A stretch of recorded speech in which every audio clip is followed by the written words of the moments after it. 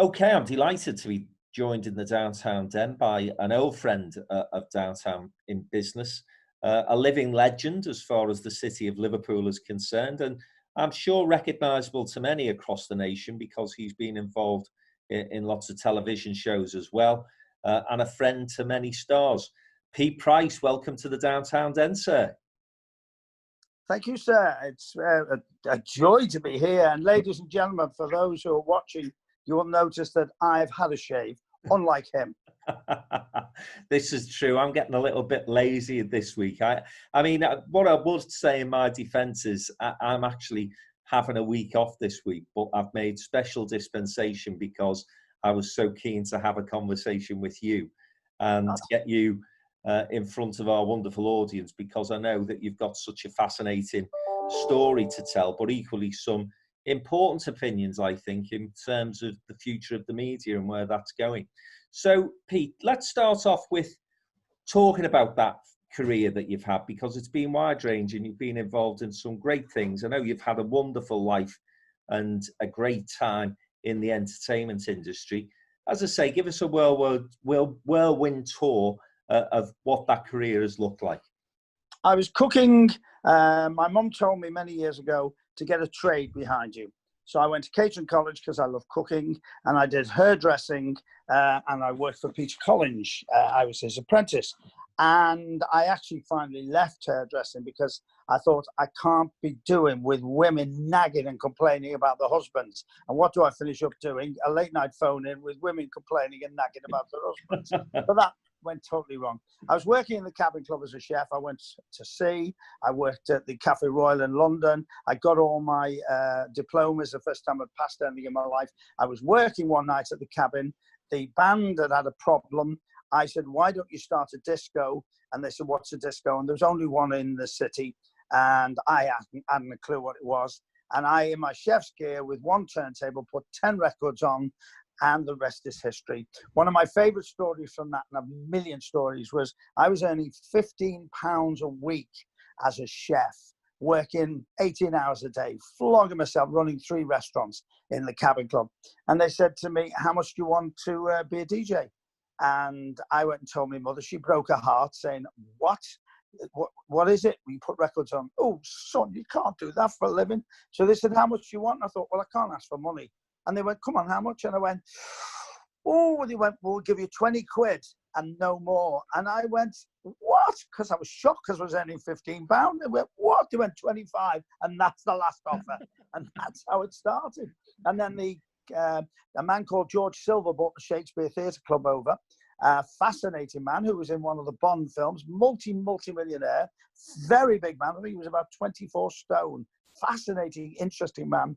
And he asked me to come and be the host and bring down the audience, because it was such a big room. So bring them together and go around the tables, etc., which I did. And the first night I got up on stage and sang 2 songs and told 3 gags, and I was a star. A star was born. I was then booed and had tables and chairs thrown at me for about 3 years when I learned the trade. So that went there. And then I went on the road. Leaving the road, I nearly made it twice, nearly became a star twice, if that's the word that exists. And it never happened, but that's another story. And then I was offered radio. I'd done Radio Merseyside, and in fact, I'd done Radio Merseyside. I was the first ever freelancer on Radio Merseyside, and the show was called Never Mind the Price, and I got 5 guineas for that, £5, 5 shillings for those young people listening now. And then they doubled the price and called it twice the price, but they didn't double the money. So I'd done that little bit of radio. I was offered a job on City, and I thought, should I be a big fish in a little pond, or a little fish in a big pond? And I took the plunge, and I actually took a financial dive because I was earning good money. Because in those days, Frank, you could work 3 clubs a night. You know, you could do a treble. It was huge, the business. And there were some terrible places, but the money was there. And so I just did that. And then that is where it started, really, in a nutshell. And then the show grew and grew and grew, and I did different things and got moved around. And then the Pranks and Cranks came around. And then things like when James Bulger was killed. Dreadful, dreadful time in the history of the world, you know, to have two young people do that. Liverpool was central to the story, and I became the voice of Liverpool and eventually became friends with Denise. Sadly, I wish I'd never met her through those awful circumstances, but I got involved. I went on the marches to keep Venables and Thompson in prison. So things like that. And then the boy of 12 who was going to kill himself, and I walked out the show to help him. So there's so many stories. Anthony Walker, Rhys Jones. We were important. The police came in that night trying to find witnesses. So it became a vehicle. And I realized that, and I've never been a shock jock. I've always wanted to be myself and have an opinion, right or wrong, Peter. I'm Marmite, people either love or hate me. And I find that's really important. That is it in a nutshell. 40 years, and with the comedy, 50 years. So 50 years in the business. I think, as I say, Pete, and we will get you back on to talk about your career in entertainment, because you've met some incredible people in that career. And of course, the other thing is you're a great raconteur, as I know, because I've had some great nights with you, and it'd be lovely to hear those stories. But I just want to pick up on a thing that does concern me in terms of where the future of media is heading. And it's, you've identified some very interesting, but obviously heartbreaking stories in many respects in terms of those cases that you've named there.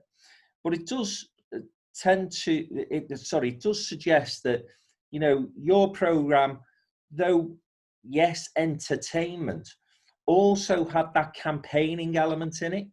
And again, I would suggest that local newspapers had the same reputation in the past. So, you know, the Liverpool Echo used to run a Stop the Grot campaigns. And, you know, I just wonder, Pete, as we start to morph into these national stations with national presenters, where are we going to get those local and regional campaigns at a media level from, do you think? Let me be totally honest with you on this, Frank. And I'm being incredibly honest over this. Now my show is finished, I will say one thing that really pained me. Yes, I had the listeners, but no, they didn't ring in like they used to. And we used to get complaints. Why is nobody ringing in? They're not ringing in because they can tap on a keyboard and send that answer on Twitter. And Twitter and social media, in my humble opinion, has killed phone-ins. And you hear the national station, I'm not going to mention any names, but you hear the national stations, you count how many calls, you'll find very few.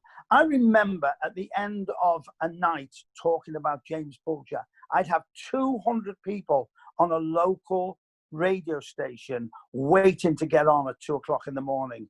When I had Phoebe, a psychic, on, she actually blew the telephones. She blew them up. And it was a new system from London. And they didn't understand what happened. They came up from London to find out. And they worked out on a local radio station, when Phoebe was alive and on my show, 19,000 people tried to ring in an hour. Now, that's unheard of on a national radio station. So, being very truthful, nobody was more upset than me. I begged, I did everything in the book to try and get people on the phone in. They were listening, they were Twittering, they were Instagramming, they were doing everything else, but they couldn't be bothered picking a phone up. Why should I? And we pay for the call. We would have people waiting, saying, I'm not waiting, put me on now, I'm not waiting. So we're living in a different world.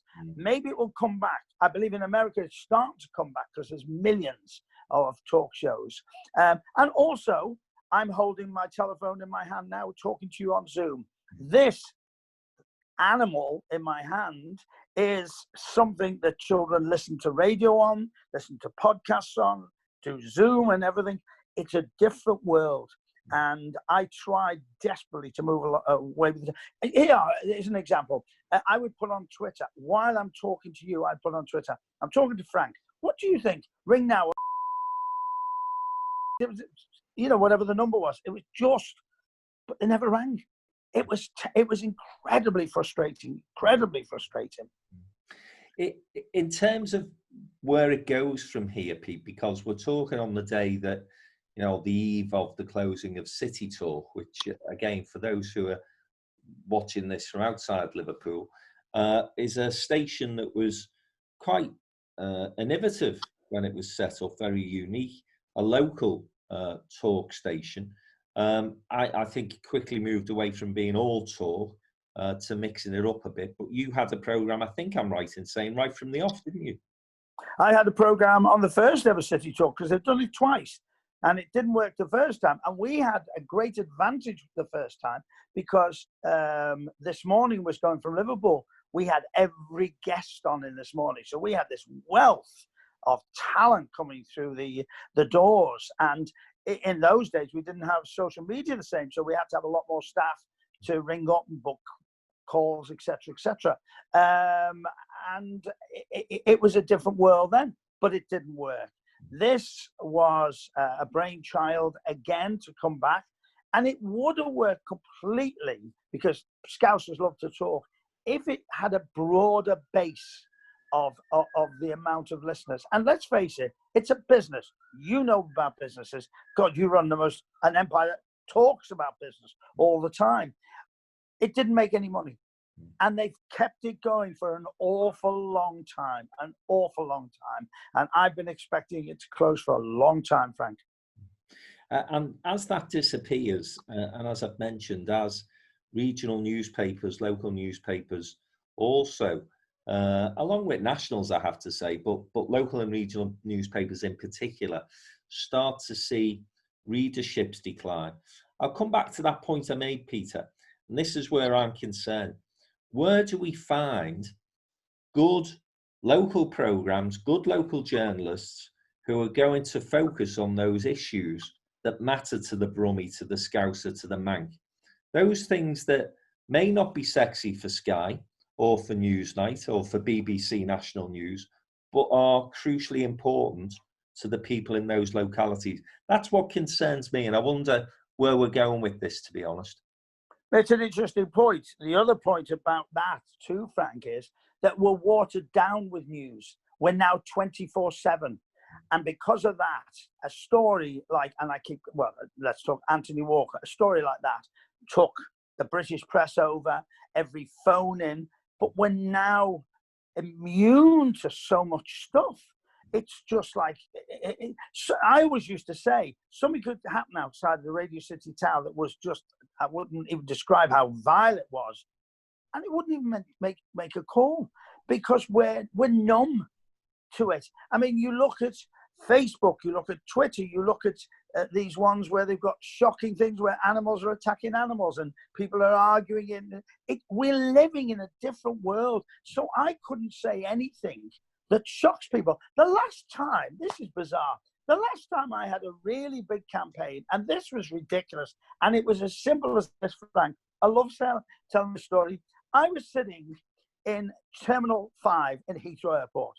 Opposite me was a man complaining that a woman had taken both breasts out to feed her child, but she had both out. Child. All I put on Twitter was, a lady is breastfeeding, a man's complaining, is this right? That's all I put. I went away for a week, I came back. I had a written statement from the managing director of our radio company saying what I should say. I actually said nothing. I just asked a question. It exploded beyond belief. Now, that would have exploded on radio years ago. Now it was happening on Twitter and social media. Yeah, and I suppose we will find ways, won't we? As things evolve, we start to develop our own communication platforms. And listen, for all I will decry and will continue to decry the lack of that regional and local news that we have available to us. Yep. We ourselves are now setting up, we've got YouTube channels. We're doing these interviews. We will increasingly, I guess, start commentaries that are a bit more up to date than we've been able to in the past. So the days when you produced a bulletin, you had to wait 24 hours for that to go out as a small business like ours, they've gone. You can immediately get your message out. But I think the problem in a sense, Pete, and you've reflected on this yourself, really, is that there is that much noise out there that getting the breakthrough to things that might be really important, actually, is going to be more challenging in the future, isn't it? It is indeed. And another point we've got to make is, and I'll give us an example on City Talk, and I know for a fact the BBC are the same, whether people believe it or not. Before we put a story out on City Talk, and you had a program, so you know this is a fact, we did our research and we had to get it right in case we were sued, etc., etc. On Twitter and Facebook, anybody can put any pack of lies they want and you believe it. And then you get the president of the United States of America topping it all with his pack of lies. And he makes a nonsense of the whole thing. So the beautiful thing about BBC and local radio, we had to get it right. And you know, you had a producer that, you know, sorry, Frank, we can't go down that road. You know, that could cost us money. Solicitors have said that. People don't realize that. And yet other people put it on Twitter, Facebook and everything. And it's lies. And it's awful. Yeah. Yeah, so that fake news could at some point kill the whole thing and then see a return, as we're seeing in the States at the moment, to a more traditional form of media and communication. The other thing that I worry about, Pete, is that, you know, again, you will know many reporters, journalists, very professional, very committed to the job. Our local newspaper, the Liverpool Echo's had some wonderful journalists through the years. And again, you know, in the past, you could talk to a journalist about a story that they'd be researching for weeks, sometimes for months, before they would go public with it, because they wanted to ensure that they had all the facts straight, they had the story that they were comfortable with having, and they wanted to literally uncover everything. Now, you know, if you think over the years, some of the scandals, and I won't mention each of them individually, but let's mention one that's not particularly controversial now, I don't think, but MPs' expenses. You know, the time it took for the journalists involved in that story to put all of that information together. Again, you write a weekly column for the Liverpool Echo, you know some of the journalists there. Journalists from other local newspapers are saying to me, Frank, I've got half an hour to turn this round. They've all got the Twitter platforms, they've all got the social media accounts. Where is that investigative journalism going to come from in the future, do you think? I don't know, because there's no money. Because it's all about money and bosses have to do that. I've heard, I can't quote which ones, but I've heard today 6 magazines are closing because, well, they're saying because of the problems with the virus. I'm saying totally different now. People are going to use the virus to get rid of an awful lot of what they call dead wood, whether it's magazines, whether it's radio stations, whether it's televisions, whether it's companies, whether it's pilots and staff on the planes. This is the perfect time for them to have a complete wipeout. And I think we've seen nothing yet, Frank. Mm-hmm. And in terms of your industry sector, Pete, what do you think that's going to look like? Because again, we are seeing an amalgamation now, aren't we, of lots of stations coming together, particularly music stations. So you've got Greatest Hits, you've got Heart, you've got, you know, these stations basically broadcast nationwide with people who used to present local stations. Is the sector now going to see almost a revolution where people do start disappearing, unfortunately, from the sector?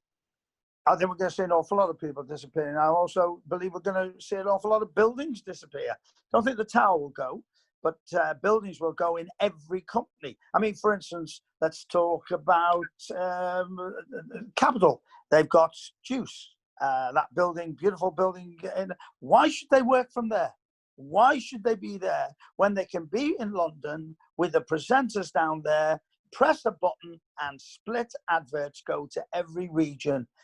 In the world of business, I think it's going to be amazing. And stretching that out, how many people are working from home? Why go back to the office? So I think it's going to be different as well. Like Leanne Campbell's working from home. Scott's in the studio. That's the breakfast show on Radio City 96.7. So you've got so many things, and also magazines working from home. I'm doing my Echo column with somebody. I'm giving them dictation, and they're working from home, putting a newspaper together. Wow. You know, why go back to buildings? So I think it's going to be a different world. I also think that young people want to make their own radio stations. In Demand is going to be opening soon. Lee Butler and Steve Laycock, they're opening. So there's going to be lots of independent little stations, but they're all there also to make money, you know, and our company has survived. Bauer is one of the biggest in the world. It's fighting against some of the biggest companies in the world as well, for a small market. And so in terms of how we view media in the future, I think that people will start to look more skeptically at their Twitter feeds and their Facebook platforms and that sort of thing. And as I say, it could take another 10 years. So I'm not suggesting that overnight these platforms are going to lose all the credibility. But I do see, particularly actually, you know, the number of people of my sort of generation whose favourite platform for many years was Facebook, something I've never used, but many of my friends have. They've come off that altogether now. Yeah. Now, I think that's partly because of the fake news controversy. I think the other thing, though, if they were honest, is that it's that immediacy that we expect almost now, isn't it? Of being able to read something and, oh yeah, I've got the story. So the beauty of Twitter is it's 140 characters. You don't have to get into a big reading situation because you can just, oh, I've got the point, right, I can go away. And again, I think that lack of ability to actually pay attention and have patience for things to develop now is morphing into all our lives, isn't it? And entertainment, perhaps in particular, because even this relatively new phenomena of binge watching a television series. So, you know, my kids will take a series, which back in our day, Pete, it would have taken us 10 or 12 weeks to watch. They're watching it in a couple of nights. They're having all-nighters watching the telly. It is incredible the change that we've experienced over the last few years, isn't it? It is indeed. And as you mentioned telly, I've got to mention a pet thing with me. And this is completely off the subject, but about telly. But this is going to be really interesting. I'm a Coronation Street fanatic. I've never missed an episode from day one, ever missed an episode. And I am very curious to find out with Coronation Street, EastEnders, Hollyoaks, Emmerdale, what they're going to do. And there's all sorts of things suggested in the papers, what they're going to do about the lockdown and what's happened. Will they swerve it or will they just relate to it? Because if it starts to go on lockdown in Coronation Street or any of the soaps, I will switch that button off so fast. So they must be in a bit of a dilemma over this, Frank. Yeah, because the soaps do try and reflect what's happening, don't they? Yeah. And again, listen, I know a lot of people will be watching this. There are soap operas. I never bother with them. But again, the number of things that soaps have tackled over the years, you know, very serious social issues that often have been not talked about in the media, but soap operas have tackled them head on. I'm so glad you said that because we'll go straight back to my radio show. I lived off the soaps for many years, and you just said it, and people can poo-poo all they want, or as they call them these days, ongoing dramas, but people can poo it all they want. The research that goes into those storylines, and I'll point out one now from Brookside. Stephen Pinder, Max Farnham, when his baby was born and was Down syndrome, we got call after call, night after night, dealing with Down syndrome and how they dealt with it on television and how they made a point that one of the parents didn't want to know and one did. And so they should never poo-poo soaps. Soaps really go to that. And they never always get it right as far as the storylines go. but they certainly get it right 99% of the times when they do the research. They're dealing with an issue now in Coronation Street of racism. They're dealing with an issue of domestic mental violence, and it's dreadful. It's the hardest thing to watch, but it's helping people. And right now, I mean, whoever planned it, they never in a trillion years would be thinking it would be shown in lockdown when the figures for domestic violence have gone up. So I would never poo-poo, never. And I used to say to Phil Redman, I used to ring him regularly and say, you're not going to believe this was said. And he loved getting the feedback, you know, as do the press office in Coronation Street. Yeah. No, I think that's a really good point, Peter. And I tell you now, having worked with some senior politicians or have been around senior politicians, one of the things that the good ones, the really good ones, make sure they are up to date with is soap operas, because they know that, you know, you've got to be able to talk about football and you've got to be able to talk about what's happening in Corrie. And if you get those two things right, you'll go a long way in politics, I can tell you. I mean, listen, I think it was Tony Blair who raised a question about Deirdre Barlow in Parliament. He did indeed. But, you know, that shows you the power of those programmes. And of course, Frank, go on, mate. Just interrupting you. I was outside the prison with placards trying to get her out the same day that Tony Blair actually got involved. And there you go. And of course, what they did was took it into another area of the law at the time. But yeah, very, very powerful platforms. And I don't see that ending anytime soon. Although, again, viewing figures will tell you that soap operas are probably a big concern for the future, but still an awful lot of loyal fans like you watching. Well, I'll just say one thing. Take soap operas, all of them off telly, and you tell me what's left. Yeah. Not much. Yeah, exactly. Well, I think that's where the stream and the Netflix and those sort of media platforms are starting to eat into the business in a sense. Yeah.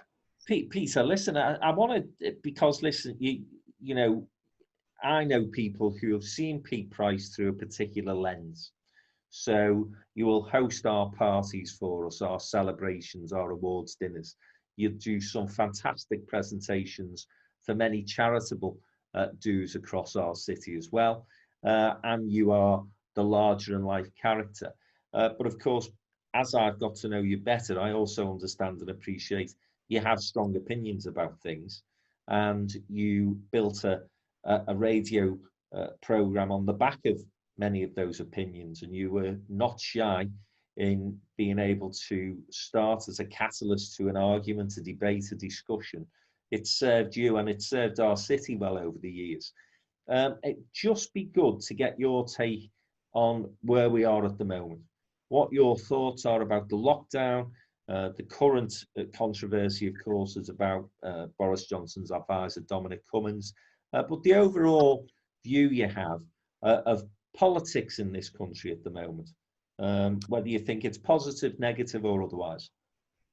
I'm not a political animal. I do vote. I'm not going to say who I vote for. Everyone thinks I'm a Tory. I'm not a Tory at all. They say it on Twitter all the time. I'm not a Tory at all. I'll say it again. I'm not a Tory at all. But what I will say is politics should be put aside right now. The pandemic is out of the way and people stop dying. And then we'll have a go. Because we're now getting scientists blaming scientists. We're now getting politicians blaming politicians.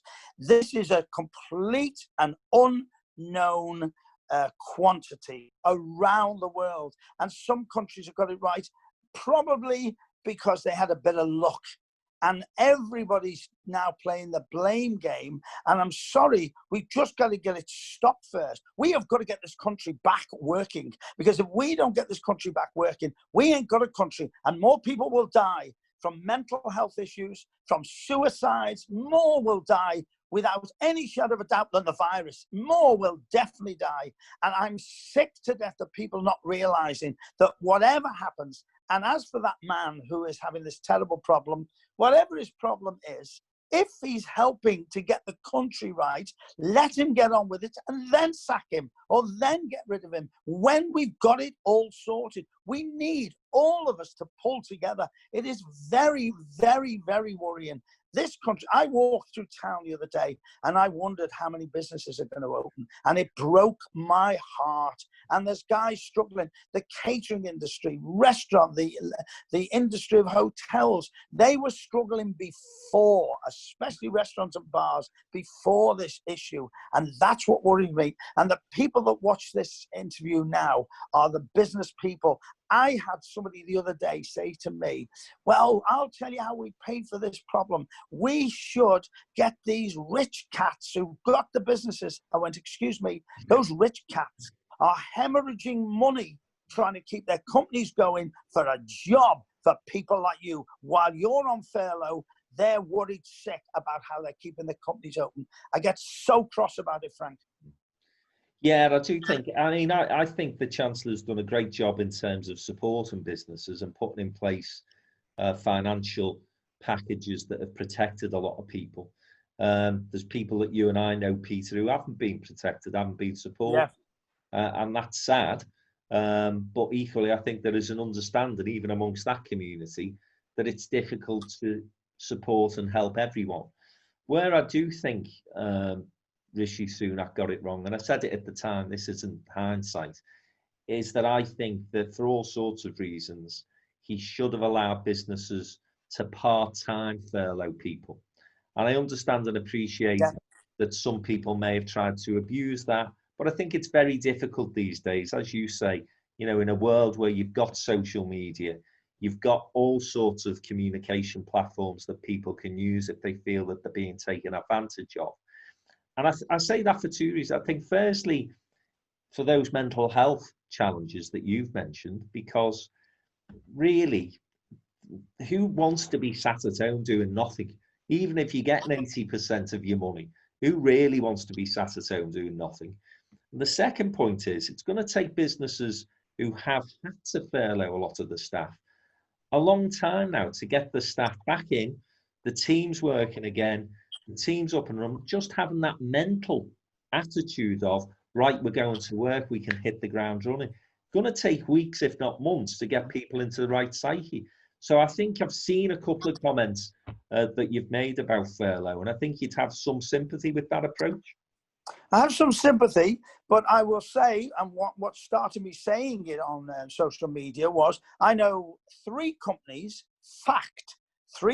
that's only three companies in a big, big country where they're struggling to get their staff back off furlough. Yes, they've got to come back, but they went a couple of weeks. Now, a bit more, you know, I've got some time with the kids, you know. I mean, why come back for 20%? Now, that's generalizing. I am not, before anyone has a go, generalizing, but I'm telling you, I know three companies that have got that problem right now. And that bothers me. And I think there are an awful lot of people out there. Yes, they're struggling, but they're also enjoying their life, saying, well, what are we working for? Well, you're working to feed and put food on the table. So that is, once again, generalizing, but I don't think it's going to be easy. And I think an awful lot of people are going to come back off furlough to no job at all. I think there's going to be a mass sacking, and I think it's going to be one of the worst times in my life, even worse than the Second World War. And of course, the other thing is we've, you know, in a city like Liverpool, gone through bad times in the past and gone through recessions. I was talking to somebody a couple of days ago, compared this to the crash in the 90s. And I said, I think it's worse. I think it's like the early 80s.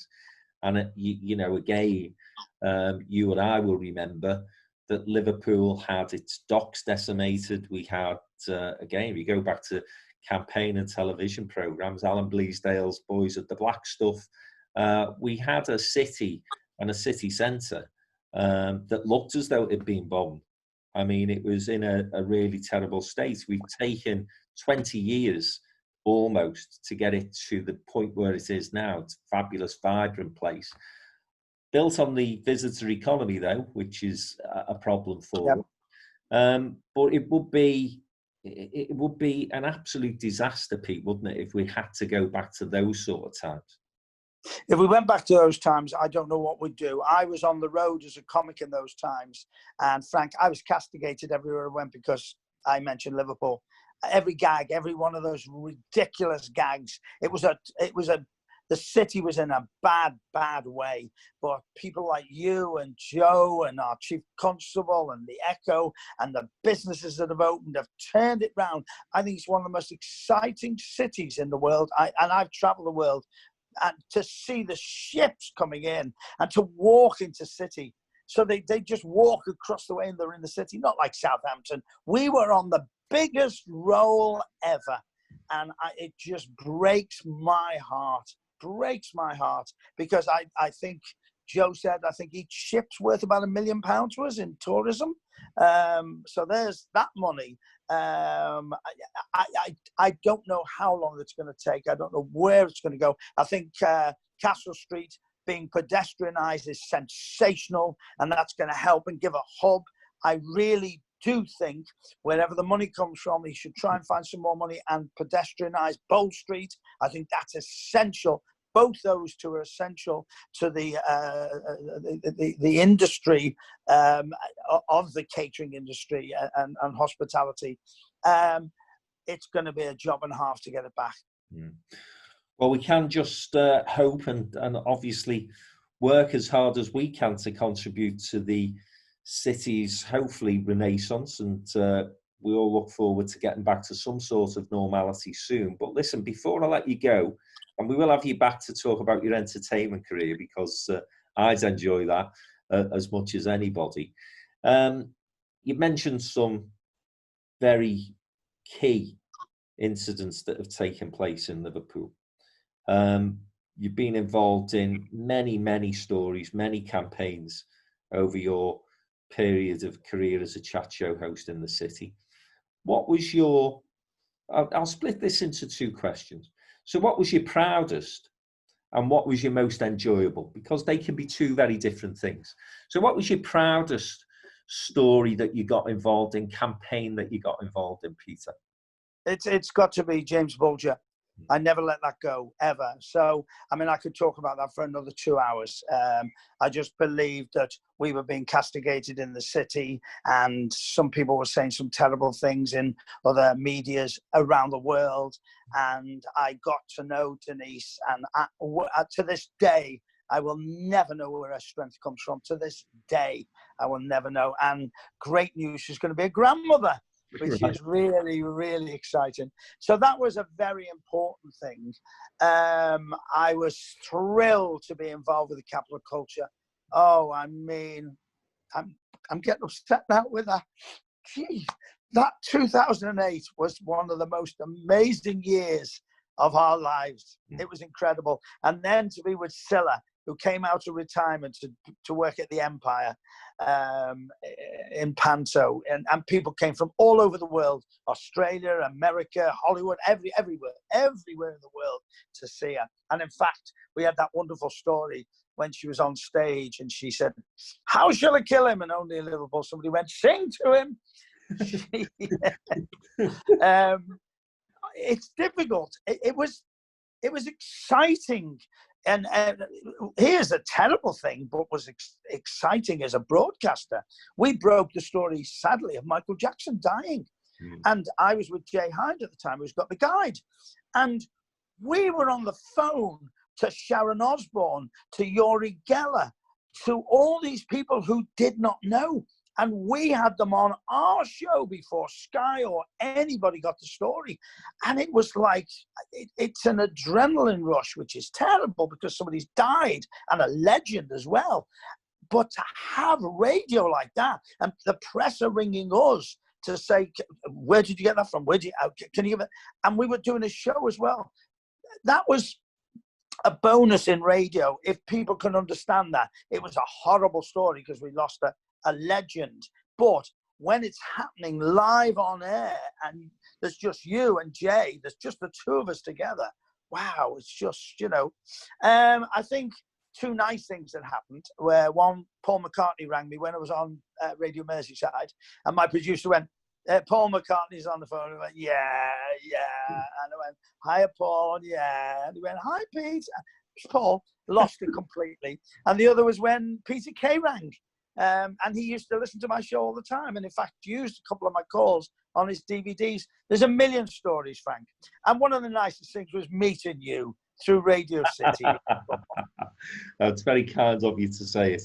I think I've enjoyed many hours in your company, and I'm sure I'll enjoy many more when we get to the other side of this thing. It's been great to have you, Peter.